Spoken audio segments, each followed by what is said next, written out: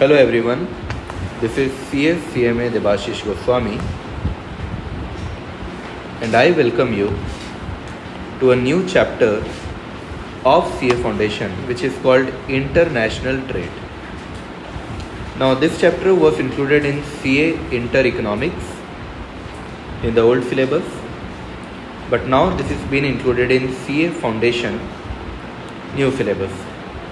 Content is almost similar, but the content has been shortened a lot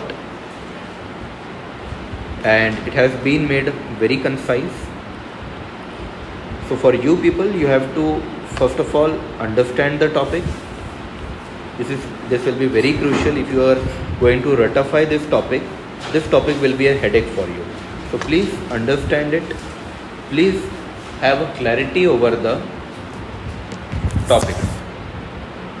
Clarity over the topics is very crucial because in your MCQs, your conceptual knowledge will be tested more than your factual knowledge. Got it? So let's continue. Let's start the chapter. The name is International Trade. As you can easily understand, international trade means trade between or exchange between two countries, at least two countries. Okay? Sir, is it possible that at least three countries or three or more countries will be involved?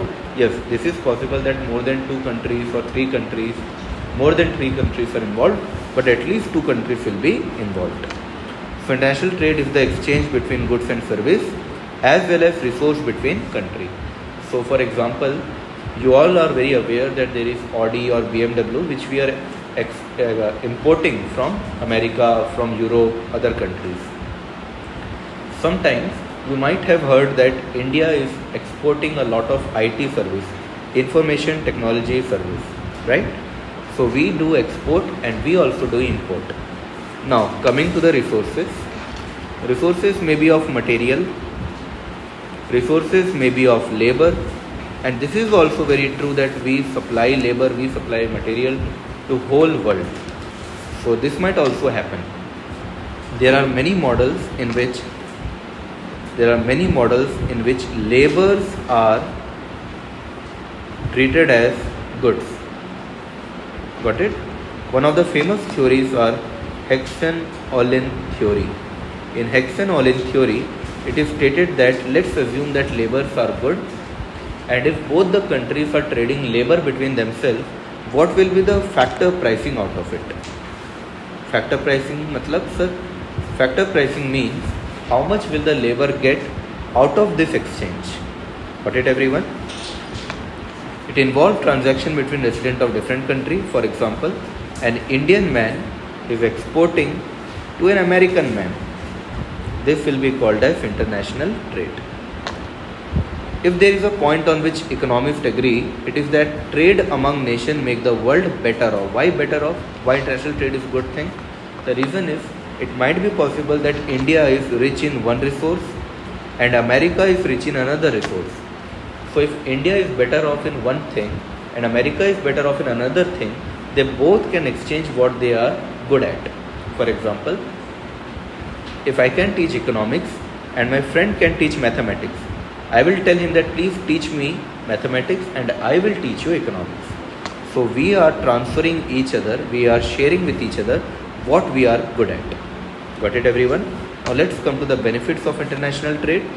The first and the foremost thing is, it is a powerful stimulus. Stimulus matlab hota hai bachcho, it is like a lubricant. It will solidify or it will accelerate the growth. For example, जैसे आपकी गाड़ी में accelerator होता है, इससे क्या होता है कि आपकी गाड़ी की स्पीड बढ़ती है. In the same way, international trade also stimulate यानी it accelerate your efficiency and it will accelerate your economic growth as well as your income. So it will benefit in three ways. आपकी efficiency को बढ़ाएगा, आपके growth को बढ़ाएगा और आपकी income को भी बढ़ाएगा. Is this clear, everyone? Now there are two type of benefit. The first benefit is quantitative and another benefit is qualitative. For example, Indian men means men, women both obviously. Indian people are very good at mathematics. They are very good at problem solving. This is one of the reasons that American companies hire Indians as their chief executive officers, as managers. Why? Because we have been very good at problem solving from the very beginning. We have been very jugadu people from the very beginning. So this is a qualitative trade which we are trading to the America. Got it? Now what is quantitative? Quantitative will be in the terms of price. For example India में labour बहुत सस्ता है क्योंकि हमारे India में population बहुत ज़्यादा है. पॉपुलेशन ज़्यादा होने की वजह से हमारा लेबर बहुत सस्ते में काम करता है. इसलिए क्या होता है कि आपका जो कॉस्ट है वो कॉस्ट क्या होता है यहाँ पे बच जाता है. कॉस्ट बचेगा तो ऑब्वियसली बात है आपका जो प्रॉफिट होगा वो प्रॉफिट बढ़ जाएगा. Is this clear? Your cost will go down and your profit will increase. So this is another benefit of international trade. Second benefit is efficient deployment of productive resource. That means कि हमारे पास जो अच्छा है मैं वो resource का इस्तेमाल करके आपको हेल्प करूँगा. आपके पास जो रिसोर्स है आप उसको मुझे देकर हेल्प करेंगे. अगला, trade provide new access, new market, access to new market, new material, new sources. For example in India we have UPI. UPI हमारे इंडिया में बहुत बढ़िया है. इसको बहुत सारे देश अब यूज़ कर रहे हैं. France is one of the country, Pakistan is another country. बहुत सारे देश अब यूपीआई को एक्सेप्ट कर रहे हैं. अगर वो हमारे साथ इंटरनेशनल ट्रेड नहीं करेंगे तो क्या उनको यूपीआई का बेनिफिट मिल पाएगा? नहीं सर, उनको यूपीआई का बेनिफिट नहीं मिल पाएगा. इसी तरीके से कई बार क्या होता है कि बहुत से मटेरियल्स होते हैं जो एक देश में बहुत अच्छे होते हैं, दूसरे देश में नहीं होते. अगर आपको एक देश के मटेरियल्स का फ़ायदा लेना है तो आप क्या कर सकते हैं कि आप उस देश से वो मटेरियल लीजिए जो वहाँ पे रिच है, वो वहाँ पे ज़्यादा है. फॉर एग्ज़ाम्पल क्या हो सकता है कि कहीं पे जैसे धान बहुत अच्छा है या एग्रीकल्चर बहुत अच्छा है, तो क्यों ना आप क्या करें कि उस देश से आप एग्रीकल्चर ले लें कि भाई तू हमको एप्पल एक्सपोर्ट कर दे, तू हमको ये माल एक्सपोर्ट कर दे, और हम तेरे को उसके बदले क्या करेंगे, हमारे यहाँ स्टील बहुत अच्छा है तो हम स्टील दे देंगे. न्यू मार्केट यानी जैसे इंडिया में पिकल्स का बहुत चलन है, अचार हम बहुत खाते हैं. So Indian pickles is used in India. जब हमारे पिकल्स जब अमेरिका में गया तो ये बहुत ज़्यादा फ्लरिश किया. अब अमेरिका में हल्दीराम है, सोचिए आप, और वहाँ पे उसका मार्केट बहुत बढ़िया है. क्यों? क्योंकि वहाँ पे लोग जो है स्पाइसी चीज़ें कम खाते हैं, वहाँ स्पाइसेस कम है. तो वहाँ पे जब स्पाइस आया तो it became a new flavour for them. तो यहाँ से एक नया मार्केट निकल के आया. क्लियर हुआ? कई बार आपको इनपुट्स वगैरह मिल जाते हैं, ये भी काफ़ी अच्छा होता है. ऑटोमेशन बढ़ता है, कई बार टेक्नोलॉजी आती है, इनोवेशन होता है, इन्वेस्टमेंट होता है. जैसे अगर इंटरनेशनल ट्रेड होता है तो उससे क्या होता है कि जैसे अब मैं अगर अमेरिका में भी सामान बेचता हूँ, चाइना में भी बेचता हूँ, इंग्लैंड में भी बेचता हूँ, तो कई बार लोग ये देख के मुझ में इन्वेस्ट कर देते हैं कि यार ये तो बढ़िया है, बहुत सारा ये काम कर रहा है, चलो इसी कंपनी में पैसा लगाते हैं. इन्वेस्टमेंट का दूसरा एक तरीका आप ये भी देख सकते हैं कि इंडियन मार्केट में ना हमारा लैंड बहुत फर्टाइल है, हमारा एनवायरनमेंट बहुत सी चीज़ों को सूट करता है. तो बाहर की कंपनीज आके इंडिया में क्या करेगी, इन्वेस्टमेंट करेगी. इससे क्या होगा, हमारा इकोनॉमी जो होगा वो इकोनॉमी बढ़ेगा. इनोवेशंस होंगे. अब देखिए जैसे टेस्ला जो है, अमेरिका की टेस्ला इंडिया में आ रही है. जब एक बार वो टेस्ला आएगी तो हमारे यहाँ के लोगों को वो हायर करेगी, हमारे यहाँ के लोगों से वो काम लेगी. हमारे यहाँ के लोग जो ईवी से रिलेटेड चीज़ें हैं, ऑटोमेटिक कार से रिलेटेड चीज़ें वो सीखेंगे. तो क्या पता हम उनसे भी बेटर आगे जाके इनोवेशन करें. जैसे उन्होंने पेपाल बनाया. पेपाल कौन बनाया? एलन मस्क ही बनाया. पेपाल अपने फ्रेंड्स के साथ मिलके बनाया, फिर उसको बेच दिया. पेपाल से ही तो इंस्पायर होकर हमने पेटीएम बनाया, राइट. तो क्या होता है कि कई बार जब आप इंटरनेशनल ट्रेड करते हैं, आप इंटरनेशनल गुड सर्विस खरीदते हैं, तो कई बार आपको इनोवेशन करने को भी मिलता है. ऑटोमेशन, अब देखिए पहले इतना ऑटोमेटेड था नहीं, अब देखिए गाड़ी ऑटोमेटेड आ गया है, हर चीज़ अब ऑटोमेटेड शुरू हो गया है. बैंकिंग, इंश्योरेंस, इन लोगों को भी फ़ायदा पहुँचेगा. जैसे बाहर की कंपनी इंडिया में आएगी, इंडिया में आके काम करेगी, तो क्या होगा, यहीं से लोन लेगी, यहीं का इंश्योरेंस लेगी, तो ये सारे सेक्टर्स भी फ्लरिश करेंगे. क्वालिटी पे बहुत ज़्यादा फ़र्क पड़ता है. क्वालिटी पे कैसे फ़र्क पड़ता है? कंपटीशन बढ़ता है. तो कंपटीशन बढ़ने से हमको ये डर रहता है कि भैया अगर हमने अच्छा माल नहीं बनाया ना तो लोग जो हैं वो बाहर के देश का माल खरीदेंगे, और बाहर के देश का माल खरीदेंगे तो ऑब्वियसली हमको नुकसान हो जाएगा. तो हमको अपना क्वालिटी बहुत अच्छा रखना पड़ेगा. Opening up of new market result in broadening the productive base and facilitate export diversification.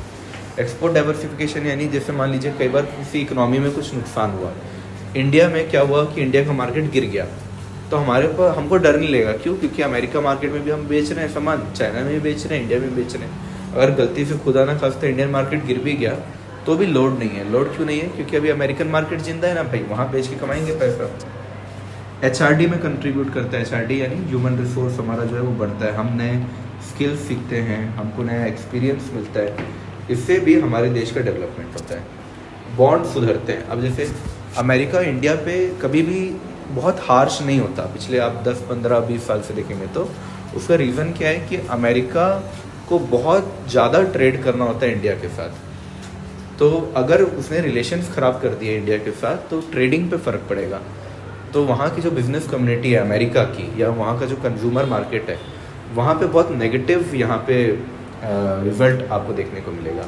इसलिए लोग क्या करते हैं, इंडिया के साथ रिलेशंस को थोड़ा अच्छा रखते हैं। इंडिया भी ये कोशिश करता है कि हम चाइना के साथ रिलेशंस को बिगाड़े नहीं, हम कितना भी अंदर ही अंदर बोल लें, लेकिन ग्लोबल मार्केट में हम उनके साथ अच्छा बना के रहना चाहते हैं। क्योंकि जो ये माइक्रो चिप्स हैं वो लोग हमको सप्लाई करते हैं, फिर कंडक्टर्स हैं वो लोग हमको सप्लाई करते हैं, फिर बहुत सारा मोबाइल्स है वो हमको सप्लाई करते हैं। तो हम तो चाहते हैं कि भैया अभी तो अपन मोबाइल बना नहीं रहे हैं, माइक्रो चिप्स नहीं बना रहे, तो वो हमको आके यहाँ पे बेचे, हमारा काम भी चलते रहे। कुछ डिसएडवांटेज भी हैं। क्या डिसएडवांटेज है भाई? ये हमेशा इक्वली बेनिफिशियल नहीं होता। इक्वली बेनिफिशियल नहीं होता यानी जैसे मान लो एक छोटी कंपनी बड़ी कंपनी के साथ अगर एग्रीमेंट करेगी तो मोस्ट प्रोबेबली जो बड़ी कंपनी है ना वो छोटी कंपनी को एक्सप्लॉइट करेगी, कहीं ना कहीं उसका फ़ायदा उठाने का कोशिश करेगी।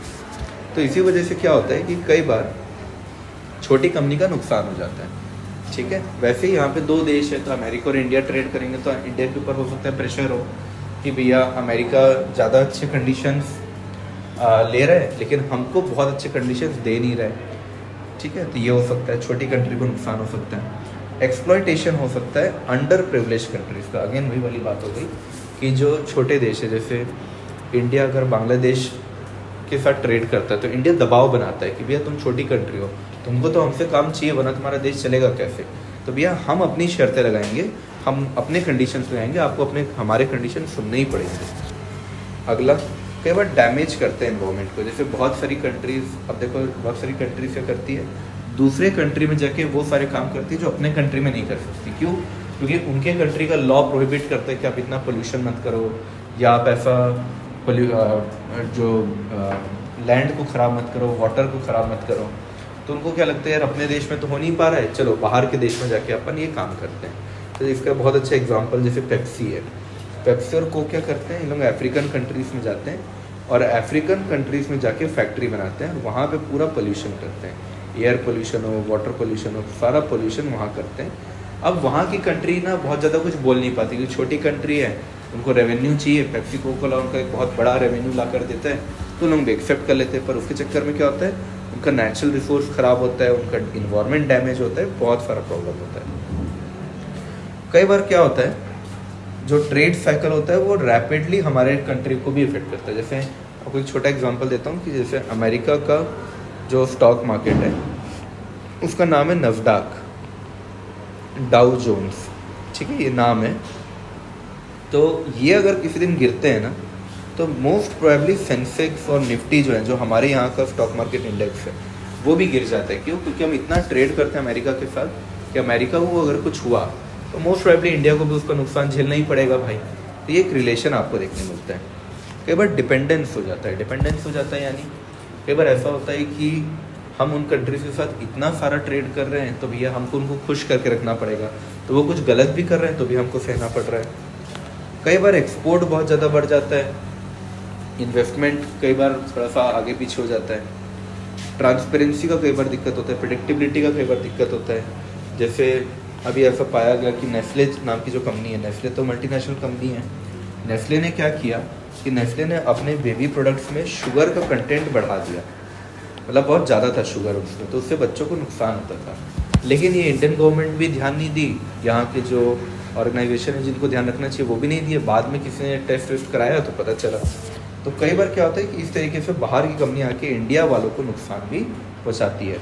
ऐसी नेस्ले का एक और मैगी था, मैगी के अंदर लिड था, ठीक है, तो वो भी हम लोगों को क्या करता है, प्रॉब्लम क्रिएट करता है। तो ये एडवांटेज डिसएडवांटेज हो गया। अब अपन जो पढ़ने वाले हैं वो बहुत इंपॉर्टेंट है। Now we are going to study theories. पहली जो थ्योरी थी ना ये बहुत पुरानी थ्योरी थी, मर्केंटाइल व्यू। मर्केंटाइल व्यू यानी जो सामान बेचने वाले लोग होते हैं ना, जिसको अपन ट्रेड्समैन बोलते हैं, ठीक है, ये जो ट्रेड्समैन होते हैं उनके पॉइंट ऑफ व्यू से था। ये लोग मानते थे कि जो दुनिया है ना, ये दुनिया जीरो सम गेम है, ठीक है। ये जो मैं बात बोल रहा हूँ ना, ये सब आपको भी लिखना है। जीरो सम गेम का मतलब क्या होता है कि मेरे को तभी तो फ़ायदा पहुँचेगा जब सामने वाले को नुकसान हो, ठीक है। तो ज़्यादा से ज़्यादा हम लोग क्या करेंगे ना, एक्सपोर्ट ज़्यादा से ज़्यादा करेंगे और हम लोग इम्पोर्ट कम से कम करेंगे। ये मर्केंटलिस्ट व्यू था। एक्सपोर्ट ज़्यादा करेंगे तो क्या होगा, हमारा जो रेवेन्यू होगा वो बढ़ जाएगा। एक्सपोर्ट एक तरीके का सेल्स होता है। इम्पोर्ट करेंगे तो क्या होगा, इम्पोर्ट करेंगे तो हमको पैसा देना पड़ेगा, तो ये क्या है, हमारे लिए एक तरीके का कॉस्ट है। तो हम रेवेन्यू को बढ़ाएंगे और कॉस्ट को कम कर देंगे। इससे क्या होगा, हमको फ़ायदा हो जाएगा। भाई तुम कैसे स्वार्थी इंसान हो, अगर तुम इंपोर्ट कम करोगे तो सामने वाले देश का तो एक्सपोर्ट कम हो गया ना।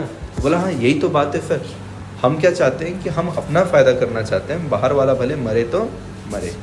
तो ये बहुत पहले होता था यूरोप में, ये 16 से 18 सेंचुरी यानी कि 1500, 1700, 1600 साल में ये चलता था। उस समय क्या होता था, मर्केंटलिज्म क्या बोलता था कि आप ज़्यादा से ज़्यादा एक्सपोर्ट करो, एग्रेसिव एक्सपोर्ट करो और इम्पोर्ट करने की कोशिश मत करो, इम्पोर्ट बहुत ही कम करो, ठीक है। फिर एडम स्मिथ है जो हमारे इकोनॉमिक्स के पप्पा है, उन्होंने बोला नहीं भैया ये ऐसे तो काम नहीं चलता, दोनों को ही फ़ायदा होना चाहिए। दोनों का जब फ़ायदा होगा, यहाँ भी प्लस होगा यहाँ भी प्लस होगा, तभी ट्रेडिंग होगी। एक जगह प्लस एक जगह माइनस होगा तो ये तो गलत है। ये वाली जो चीज़ है ना ये सही है। तो बोला सर ये प्लस प्लस कैसे, तो बोला देखो क्या करना कि कोई दो कंट्री है, दो कंट्री आपस में क्या करेगी, उस चीज़ का ट्रेडिंग करेगी जिस चीज़ में वो अच्छे हैं। जैसे मान लो एक तरफ यूएसए है और एक तरफ भारत है, इंडिया। अब मान लो भारत और अमेरिका में क्या होता है, ये क्लोथ्स बनाते हैं और मान लो ये वॉच बनाते हैं, दोनों ही क्लोथ्स और वॉच बनाते हैं। अब मान लो पर आवर में, एक घंटे में यूएसए 80 क्लोथ बनाता है, इंडिया 100 बनाता है। अमेरिका 150 वॉच बनाता है, इंडिया 60 वॉच बनाता है। अब एक घंटे में जो ज़्यादा बनाएगा वो ज़्यादा अच्छा है ना। तो भाई अब देखो, भारत के पास क्लोथ्स का एडवांटेज है और यूएसए के पास वॉच का एडवांटेज है। तो होगा क्या, भारत क्या दे देगा, इनको क्लोथ दे देगा और ये इनको क्या दे देगा, वॉच दे देगा। इसी को बोलते हैं थ्योरी ऑफ एब्सोल्यूट एडवांटेज, कि मेरा कोई एक चीज़ है जो तुमसे बेटर है, तुम्हारे पास कोई एक चीज़ है जो मुझसे बेटर है, और हम एक दूसरे को वो चीज़ अदला बदली कर देंगे। क्लियर हुआ। अब कुछ इसके एजम्पशन हैं, उन एजम्पशंस के बाद ये थ्योरी ठीक से बैठती है। पहला क्या है, दो कंट्री होने चाहिए, वो दोनों कंट्री एक दूसरे को क्या करेंगे, सामान अदला बदली करेंगे। कोई कॉस्ट नहीं होगा ट्रांसपोर्टेशन का, वरना ट्रांसपोर्टेशन कॉस्ट की वजह से तो आपका पूरा जो आंसर है वही चेंज हो जाएगा। तो लोग बोलते हैं ट्रांसपोर्टेशन कॉस्ट है ही नहीं, समझ में आया। फिर के लोग क्या बोलते हैं कि कॉस्ट ऑफ द कॉमोडिटी भी जो है ना, वो भी अपन कंप्यूट करते हैं लेबर के टर्म्स में। जैसे मैंने यहाँ पे क्या बोला, पर आवर, तो पर आवर क्या है, लेबर का ही है। तो वैसे आप यहाँ पे डिनोट करते हैं, आप अमाउंट में डिनोट नहीं करते कि मेरा कपड़ा कितने रुपए का है, तुम्हारा कपड़ा कितने रुपए का है। तो रुपये और डॉलर वाला को नहीं लाते, ये इन टर्म्स ऑफ लेबर अपन निकालते हैं। फिर हम ये मान के चलते हैं कि लेबर जो है ना वो मोबाइल है, यानी कि एक देश से दूसरे देश में जा सकते हैं।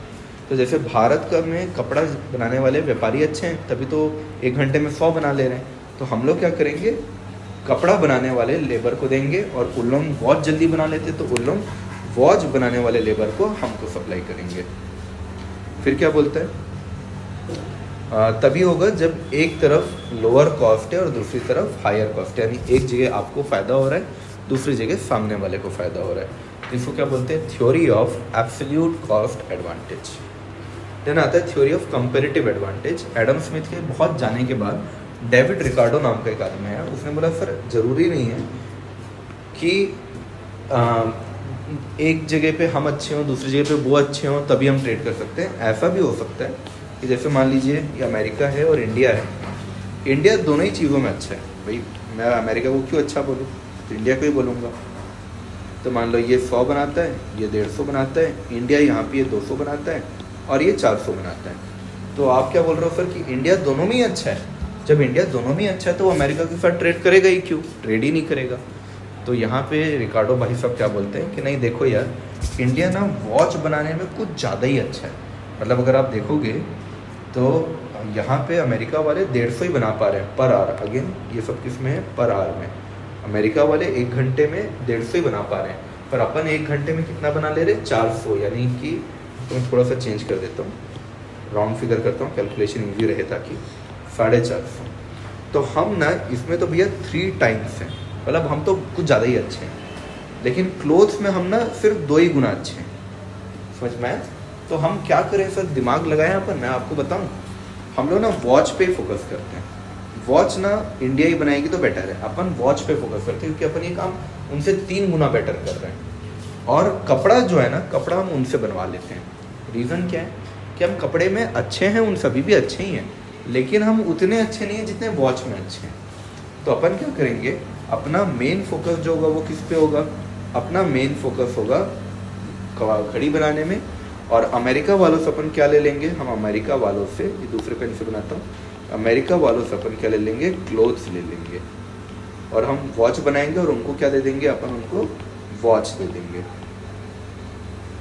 Is this clear everyone? तो हमने क्या ले लिया, क्लोथ ले लिया, और हमने उनको क्या दे दिया, हमने उनको वॉच दे दिया, क्योंकि हमें वॉच में कुछ ज़्यादा ही एक्सपर्ट है। क्लियर हुआ? इसको बोलते हैं अपन कंपेरेटिव एडवांटेज। सर ऐसा करेंगे क्यों? देखो यार, स्वाभाविक सी बात है, मेरे पास 1 घंटा है, 1 घंटे में मैं और अगर 1 घंटा दूंगा तो यहाँ पे कितने वॉच बन जाएंगे, 900 वॉच बन जाएंगे। कपड़े कितने ही बनेंगे, 400 ही बनेंगे ना। तो भैया मैं वॉच को बेच के बहुत सारा प्रॉफिट नहीं कमा सकता, आपको नहीं लगता? यहाँ पे तो भैया 200 ही, मतलब अभी के लिए रुपीज़ दोनों को ही सेम मान लो। यहाँ पे मैं वॉच बनाऊंगा तो 200 ही बनाऊंगा, लेकिन मैं क्लोथ्स बनाऊंगा तो 200 ही बनाऊंगा, लेकिन अगर वॉच बनाऊंगा तो भैया 450 बनाऊंगा ना। अगर मैं एक बार के लिए समझूँ कि दोनों का प्राइस सेम है, क्लोथ का और वॉच का, जो कि होता नहीं है, बस कहीं पे भी रुपीज़ और डॉलर की बात तो होती नहीं है, बस आर्स वगैरह की बात होती है। तो आपको नहीं लगता कि वॉच बना के मैं ज़्यादा फ़ायदा कर सकता हूँ एज़ कम्पेयर टू क्लोथ बना के, है ना? पर मैं क्लोथ का प्रोडक्शन रोक तो नहीं सकता ना, क्लोथ तो चाहिए मुझे अभी भी। मैं वॉच बना के ज़्यादा पैसा कमाऊँगा, पर क्लोथ भी तो चाहिए। तो मैं क्लोथ को क्या करूँगा, मैं क्लोथ को अमेरिका से एक्सपोर्ट कर लूँगा। क्लियर हुआ सभी को? जैसे आपके घर में भी ऐसा होता होगा कि आपकी जो मम्मी है और पापा है मान लो, तो मम्मी को मालूम है कि यार उनको तो दाल भी बनाना आता है, रोटी भी बनाना आता है, तो दाल भी वही अच्छा बना लेगी और जल्दी बना लेगी, रोटी भी वही बना लेगी, जल्दी बना लेगी। पापा दाल भी बनाएंगे, रोटी बनाएंगे तो लेट ही बनाएंगे। पर फिर भी मम्मी क्या देखती है कि मैं ना, अगर पापा 2 रोटी बनाते हैं 1 घंटे में, तो मैं तो 20 बना लेती हूँ। दाल के केस में क्या है कि अगर मैं 2 कटोरी दाल बनाऊंगी तो पापा 1 ही बना पाएंगे, लेकिन चल जाएगा। तो पापा से क्यों ना मैं दाल वाला काम करवा लूँ, रोटी वाला काम मैं ही कराऊँ। समझ में आया? तो यही हो गया आपका theory of comparative advantage. Got it everyone? ये उसका एक्सप्लेनेशन है। आप ये एक्सप्लेनेशन पढ़ेंगे ना, आपको थोड़ा टफ लगेगा, ट्राई कर सकते हैं आप लोग, पर it will be very tough. तो मैंने जो एग्जांपल दिया है आप उसी पे फोकस कीजिए, वो आपके लिए ज़्यादा अच्छा होगा। फिर मैंने आपको बताया था हेक्सर-ओलिन थ्योरी, लेक्चर के एकदम स्टार्टिंग में। ये आ गया हेक्सर-ओलिन थ्योरी। ये क्या बोलता है कि जो फैक्टर्स है ना, फैक्टर्स को ट्रांसपोर्ट कीजिए, यानी लेबर को ट्रांसपोर्ट कीजिए। होगा क्या, जैसे इंडिया का लेबर है और चाइना तो नहीं, चलो अमेरिका ही बोल देता हूँ। इंडिया का जो लेबर होगा ना, वो मान लो 200 रुपये पर घंटे में काम करेगा। अमेरिका का जो लेबर होगा वो 2000 घंटे पर आवर में काम करेगा। तो इंडिया अपना लेबर भेजेगा कहाँ, अमेरिका में। अब ये जाएगा तो यहाँ पे मान लो 300 रुपये चार्ज कर लिया, ठीक है, फिर 400 चार्ज करेगा, 500 चार्ज करेगा, धीरे धीरे ये बढ़ाएगा। कहाँ तक बढ़ाएगा, जब तक ये 2000 तक ना पहुँच जाए। क्लियर हुआ सभी को? इस तरीके से इंडिया क्या करेगा, अपने लेबर्स को ट्रेड करेगा। कहाँ पे ट्रेड करेगा, अमेरिका में ट्रेड करेगा। क्लियर हुआ? ये डिफरेंस दिया हुआ है कंपैरेटिव और मॉडर्न का, कुछ बहुत खास नहीं है, लेस इम्पॉर्टेंट है, आप छोड़ भी सकते हैं। ग्लोबलाइजेशन क्या बोलता है कि अब तो भैया 2 ही चीज़ों पे फोकस करते हैं अपन न्यू ट्रेड थ्योरी में। पहला economics of scale. Economics of scale का मतलब क्या होता है, अगर आप प्रोडक्शन ज़्यादा करेंगे ना, तो आपका जो एवरेज कॉस्ट है, वो एवरेज कॉस्ट आपका गिर जाएगा। जैसे मान लो टोटल कॉस्ट है मेरा 1000, ठीक है।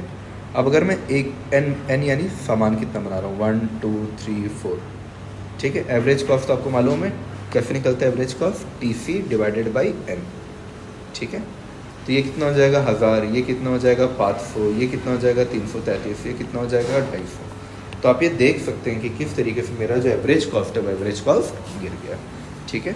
एग्जांपल मान लीजिए कि मैं यहाँ से रायपुर जा रहा हूँ, तो मेरे को 1000 रुपये तो लगना ही है, मैं कार में जा रहा हूँ। अब मैं अकेले जाऊँगा तो मेरे को 1000 ही लगेगा, लेकिन अगर मेरे साथ में किसी और को लेकर जाऊँगा तो हम लोग क्या करेंगे, स्प्लिट कर लेंगे, कॉन्ट्री करके 500-500 में चले जाएंगे।